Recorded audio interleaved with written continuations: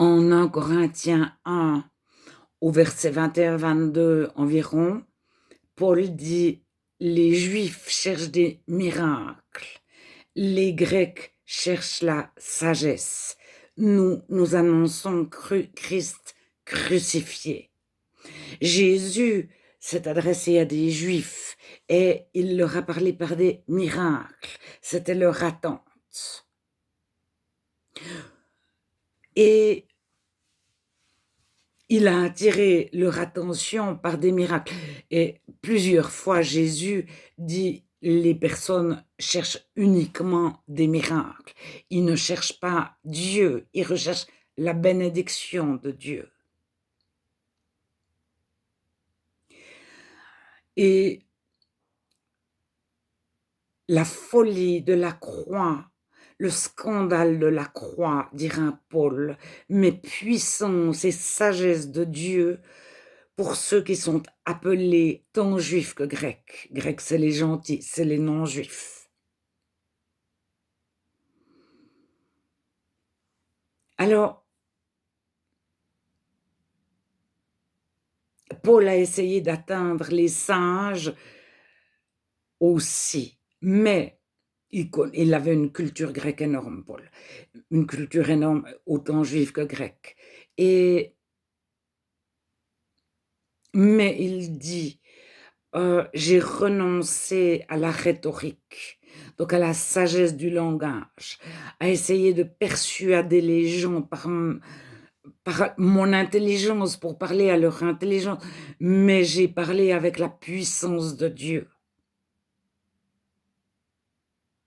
Et ceux qui sont appelés reçoivent quand on parle avec la puissance et la sagesse de Dieu. Maintenant, qu'est-ce que veut dire annoncer Christ et Christ crucifié? Folie pour les païens et scandale pour les juifs, ou le contraire. Alors, annoncer la croix, Christ crucifié, ça signifie que Jésus a été crucifié pour les maux, le mal commis sur la terre entière depuis toujours. Mais il n'y a pas si longtemps, on avait tous un père en Europe qui avait fait la guerre, un grand-père qui avait fait la guerre, qui avait tué des personnes. Et en temps de guerre, il y a beaucoup de choses qu'on ne sait pas. C'est ressorti. Mais il faut pas croire que les Allemands. Il y a des soldats américains qui ont été pendus en France parce qu'ils avaient fait des bêtises, et cetera. Alors, Jésus est mort à la croix pour tout ce ont fait nos arrière-grands-parents, nos grands-parents, nos parents. Jésus est mort à la croix pour tout ce que nous avons fait, mais il est mort à la croix pour les gens qui sont contre les chrétiens, pour les religieux, pour ceux qui cherchent à éradiquer la Bible ou à la transformer, mais que ce soit il y a 1000 ans, il y a 200 ans, aujourd'hui. Jésus est mort à la croix pour chaque acte, chaque mensonge, chaque fois qu'on a voulu le pouvoir, dominer, qu'on a menti pour... Voilà, alors les chrétiens sont souvent montrés du doigt. Et Jésus est mort à la croix pour ceux qui montent en épingle, qui font passer ceux qui croient pour des fondamentalistes, heu, puribonds, sectaires, politiquement, je ne sais pas comment. Et actuellement, il y en a qui cherchent un royaume sur la terre, qui attendent un faux Christ qui veut établir le royaume de Dieu mais le royaume de Dieu, il est dans nos cœurs. Le chrétien, il cherche pas à établir le royaume chrétien, il cherche à établir le royaume de Dieu dans son propre cœur a commencé. Et Jésus est mort à la croix pour ceux qui déforment le message de Jésus, que ce soit à l'écrit, à la traduction, ou que ce soit du haut d'une chaire, ou que ce soit à l'évangélisation, etc., sur internet. Jésus est mort à la croix pour les parents qui étaient absents, pour les parents qui n'ont pas écouté les enfants, pour les parents qui se sont trompés, pour les parents qui ont dit à leur enfant: qui l'ont méprisé, tu as pas réussi, tu arriveras jamais, etc.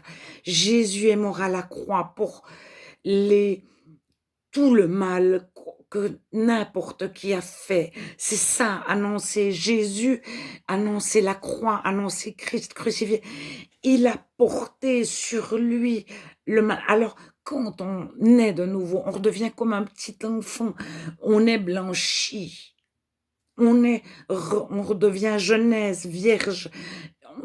Jésus a porté tout le moindre petit mensonge, la parole vaine qu'on a dit, quand on a voulu tromper quelqu'un, quand on s'est mis en valeur, etc., notre orgueil, mais il a pris aussi notre culpabilité, nos peurs, nos angoisses, nos, nos,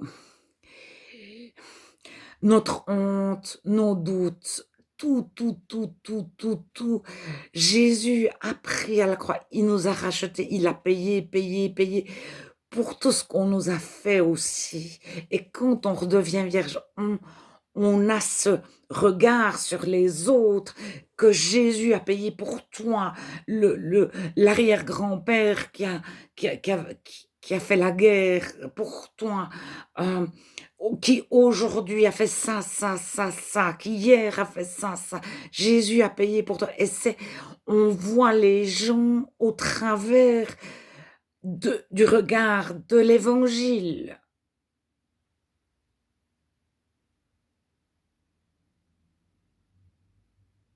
Et, et on se dit, mais pourquoi les gens ne viennent pas à la croix?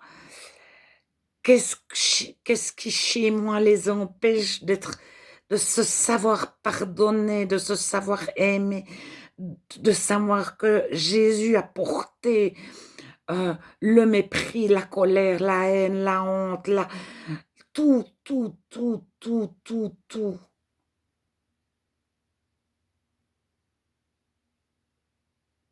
Alors, c'est pas notre prière, c'est pas parce on a fait tel rituel ou parce on s'est réprimé, on a fait de l'ascétisme, on s'est dit: «Je dois pas, il faut, je vais me contenir, non.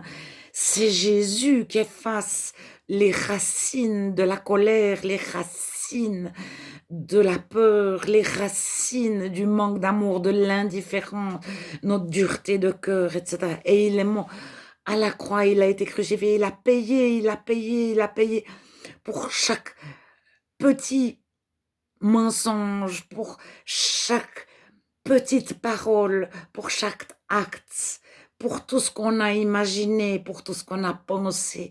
Des fois, on ne dit pas, mais on se dit: «Celui-là, il est ceci, celle-là», et Jésus a payé pour il a effacé,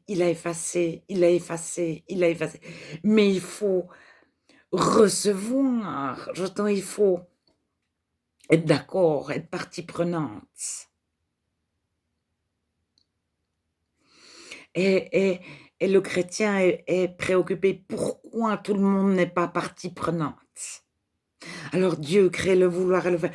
Quand on cherche Dieu, Dieu vient à notre rencontre. Pourquoi toutes les personnes ne cherchent pas Dieu? Et je crois que Dieu crée des circonstances chez chacun pour qu'on le recherche. Alors il y a des personnes, elles ont tout eu, l'argent, le pouvoir, sexuellement les plus beaux, les plus ceci, etc., la plus belle voiture, etc. Et ils arrivent à une limite où ils disent: «J'ai tout essayé», c'est Salomon. J'ai toute la connaissance, toutes les richesses et tout. Ça m'a pas apporté le alors, il y a des gens, c'est le contraire, ils se cassent la figure, ils se cassent la figure, ils se cassent la figure, jusqu'à ce qu'ils cherchent Dieu et je crois que Dieu crée des circonstances dans les vies de chacun pour que chacun ait soif de vérité. Dieu, est-ce que tu existes? Et Dieu amène à Jésus, amène à la croix. Et c'est pas notre belle prière, c'est Jésus qui est mort pour nous.